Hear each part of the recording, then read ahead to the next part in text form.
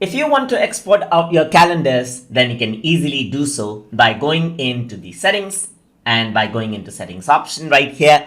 And then you can select out the calendar that you want to export. And then over here, you can see export calendar is an option. So you can click on this and you can simply save it out wherever you want. So I'm going to save this out on my desktop right here. If you want to export out all of your calendars, then you can go to import and export option right here. And then you can simply click on export. So once you do that, it creates an exported file right here. So in my case, this is one.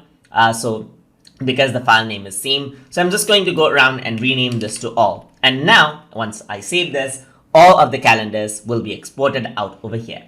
So you can use that to import that out in different calendars of your choice, or you can just import that out in a different Google Calendar account as well. And that is how you can export out calendars from within Google Calendar. So hope you guys learned something as always. And as always, please like, comment, share, and subscribe.